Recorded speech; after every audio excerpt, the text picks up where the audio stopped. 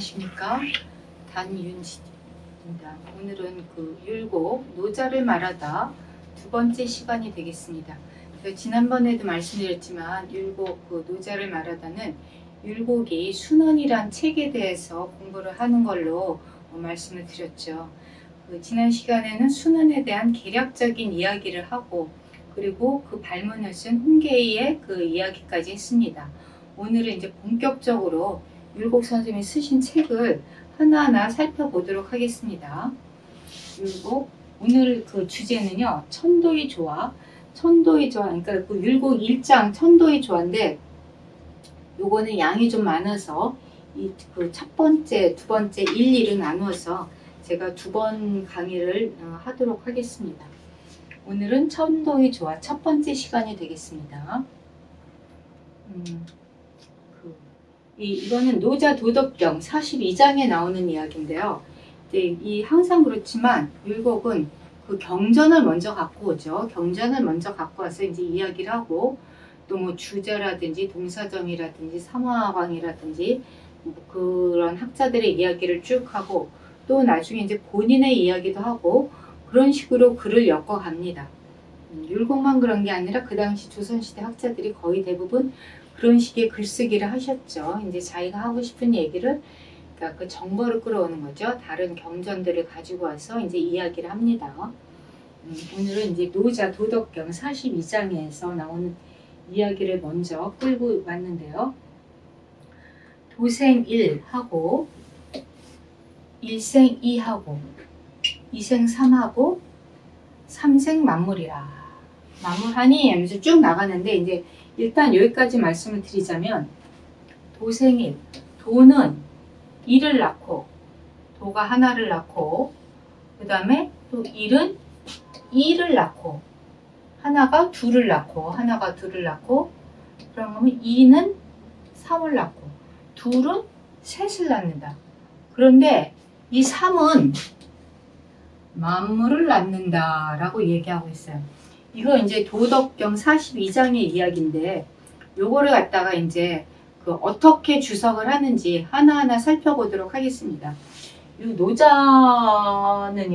이건 정말 이야기들이 너무 참 재미있죠. 그래서 노자 경전은 한번 이렇게 그 읽고 또 읽고 읽고 또 읽고 외울 만한 가치가 있어요. 어쨌든 도생이라고, 도는 하나를 낳고, 일은 이를 낳고, 이는 삼을 낳고, 삼은 만물을 낳는다. 이게 도대체 무슨 말이냐? 하나하나 살펴보도록 하겠습니다. 여러분 궁금하죠? 도생일, 일생이, 이생삼, 삼생만물, 이런 분들은요, 옛날에 저도 그 학부 때 그 공부할 때 많이 봤는데, 뭔가 굉장히 큰 의미가 있는 것 같고, 뭔가 대단한 것 같고, 이게 뭘까 굉장히 궁금해하고 그랬던 기억이 납니다. 그게 무슨 말인지 하나하나 살펴보도록 하겠습니다. 이거에 대해서 이제 주자가 얘기하고 있어요. 주자가 말해야 돼. 주자왈. 도, 아까 도생일이라고 했죠. 도는 역지태극이라. 역경이 태극이라. 이 태극에 대해서 이제 또 나중에 계속 말씀드리겠지만, 지금은 일단 넘어가도록 하겠습니다. 역의 태극이다. 그 다음에 일은 양지기야. 이게 양지기는 이게 홀수란 얘기는 기수는 홀수예요. 일은 양의 홀수이다. 양의 기수이다. 양지기. 양의 기수이다. 양의 홀수이다. 그 다음에 이는 음지 우수이다. 이는 음의 짝수이다. 이게 기수 홀수가 이제 이게 홀수. 그 다음에 짝수. 홀짝해져, 홀짝. 홀수, 짝수. 일은 홀수, 이는 짝수. 일은 기수, 이는 우수. 근데 삼은 기와 우의 적이다. 홀수와 짝수의 그 합한 것이죠. 그래서 삼은 이게 1 더하기 2죠. 그래서 이게 바로 3이 되는 거예요. 지금 주자가 이야기를 그렇게 하고 있습니다. 그러면 이게, 근데 우리 수학적으로는 1은 홀수, 2는 짝수, 1 더하기 2는 홀짝이 돼서 3이 된다. 이걸 갖다가 어떻게 설명을 하느냐. 지금 삼생만물이라고 그랬어요. 앞에 그 노자에서는 1이 홀수, 2가 홀수까지는 이해가 되는데 어떻게 3이 만물이 되는가. 그거에 대해서 이제 이야기를 하고 있습니다. 여러분 신비롭지 않나요? 1은 홀수, 2는 짝수. 근데 1과 2가 맞춰서 만물이 된다. 네, 그 부분에 대해서 다시 이제 이야기를 하고 있어요. 2생삼, 2는 3을 낳고 2는 3을 낳는다. 근데 2와 1은 합하면 또 3이 된다. 이게 무슨 말일까요? 둘은 셋을 낳고 2와 3은 합하면 2와 1이 합하면 3이 된다. 이게 결국 이게 이 말이죠. 2는 3을 낳고 2와 1이 합치면 3이 된다.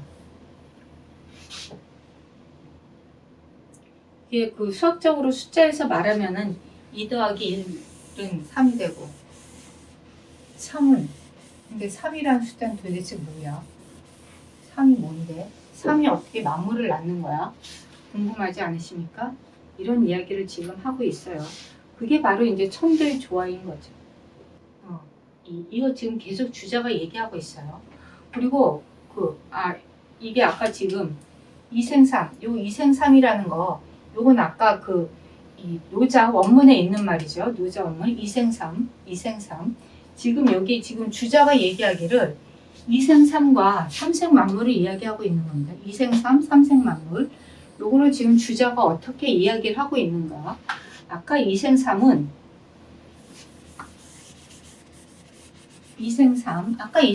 대한 이야기는 바로 여기요. 이생삼이란 2와 1이 합쳐서 3이 되는 거다. 이 이야기를 하고 있어요, 주자가. 2와 1이 합쳐서 3이 된다. 이거는 우리 이해하기 쉽죠, 보통. 그런데 중요한 거는 이게 삼생만물. 3은 만물을 낳는다 그랬어요. 3은 만물을 낳는다. 그것은 즉 무슨 말이냐? 기우수합. 그러니까 홀수와 짝수가 합하면 만물이 생긴다. 이런 얘기예요. 그러니까 이게 이제 음양이 합해지면은 만물이 생긴다. 뭐 이런 얘기를 하고자 하는 건데 이게 도대체 무슨 얘기인가? 참 우리 잘 모르는 사람한테는 굉장히 어려운 이야기죠. 근데 그거를 갖다가 지금 노자는 지금 그렇게 얘기하고 끝내요. 그리고 역시 주자도 그렇게 이야기하고 끝냅니다. 근데 요거를 이제 그 다음 나오는 말이 이제 타격이라는 말이 나오는데 타격도 역시 이제 노자에 나오는 말이에요. 천지지간 유 타격호 인저. 그러면 타격은 또 뭐냐? 천지지간. 천지의 사이는 이게 사이간자죠. 천지의 사이는 마치 타격과 같구나 라고 했는데 타격. 어려운 글자라서 제가 한자를 찾았어요. 여러분들한테 음을 달아드렸습니다. 그러면 천지의 사이는 타격호 인저. 이게 바로 이 또한 노덕경에서 나오는 말입니다. 노자 도덕경에서 나오는 말인데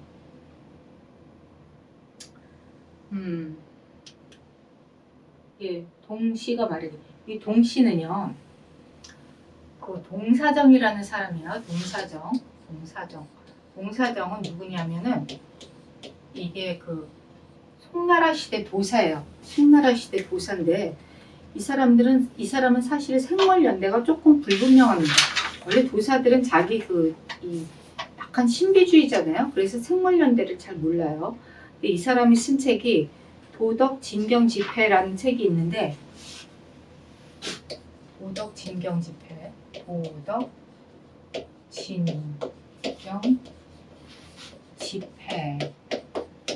이게 지금 중요한 게 왜냐하면은 율곡이 동사정 얘기를 너무 많이 해요. 동사정 얘기를 하도 많이 해가지고 특히 이 도덕진경지폐에 나오는 책도 많이 인용을 합니다. 도덕진경지폐는 이름만 딱 봐도 벌써 도덕경과 관계가 있어 보이죠. 그러니까 이 노자의 도덕경을 나름대로 자기가 그 해석한 거죠. 이 노자 도덕경 같은 경우는 이제 화상공주도 있고 왕필주도 있고 많은 사람이 노자 도덕경을 이제 그 주해했는데 이 동사정도 이제 그 많은 사람 중에 하나죠. 동시가 말하기를 동시가 말했다. 탁은 비하여 약은 관여라. 능, 수, 고풍지물이라. 탁. 아까 이 바로 앞에 뭐라 했어요? 그 천지지간은 탁약이라고 했어요. 탁약. 탁약과 같다는데 이 탁약은 도대체 뭐냐? 그럼 이 탁은 뭐고 약은 뭐냐? 이걸 지금 동사정에 하나하나 풀이한 겁니다. 탁은 뭐고 약은 뭐냐?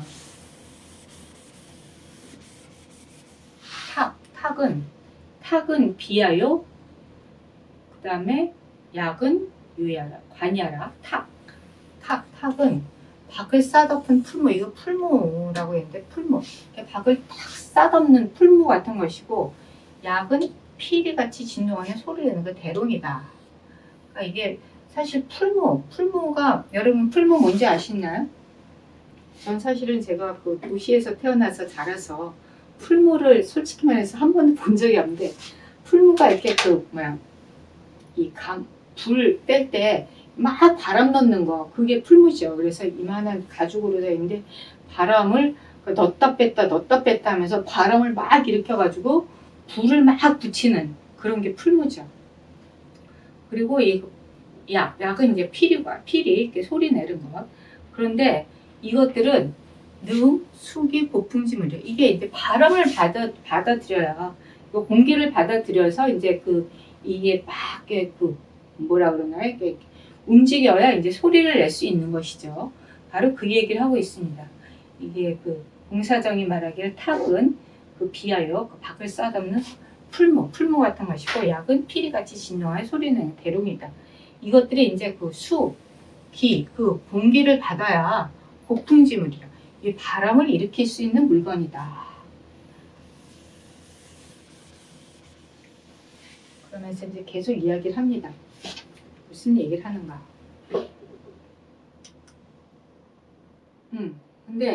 근데 바로 이것들이 천지지간에 이 천지 사이에 막 서로 하는데 이 두 가지 기운은 바로 그 음양 두기겠죠. 두 기운이 왕래 불신, 서로 오고 가고 굽히고 펴는 왕래 불신, 오고 가고 굽히고 펴는 그런 것들이 마치 그런 것들이 마치 이 물에 차물지심 허. 그러니까 이 물이 무심해요. 마음이 없고 텅 비어서 능수. 그렇기 때문에 이제 또 받아들일 수 있죠. 받아들일 수 있으니 감이 부장이라. 그래서 이게 감흥하면서도 서로 저장하지 않은 것 같다라고 이야기하고 있습니다. 요거 지금 이 이야기를 계속 하자면, 그래서 계속 다시 한번 말씀을 드리자면, 오늘은요 여러분 이거 고생일, 일생이, 이생삼, 삼생만문 요것만 기억해 주세요. 요게 지금 대단한 말입니다. 요 고생일, 일생이, 이생삼, 삼생만문 요것만 딱 기억을 하고 있으면 요게 지금 노자에 나오는 굉장히 중요한 말이다. 근데 이걸 갖다가 지금 주자가 풀이했고 지금 동사정이 풀이했는데 요거를 어떻게 풀이했는가 요거를 한번 살펴보자면 다시 한번 살펴보겠습니다. 그리고 여기 지금 아까 이게 지금 여기는 계속 도를 얘기해요. 여기서 지금 이야기하려는 거는 도의 조화를 얘기하고 있습니다. 도의 조화, 도체를 얘기한다 그랬지. 1장부터 3장까지는 1장부터 3장까지는 도체를 얘기하는데 그 중에 특히 1장은 도의 조화에 대해서 얘기해요.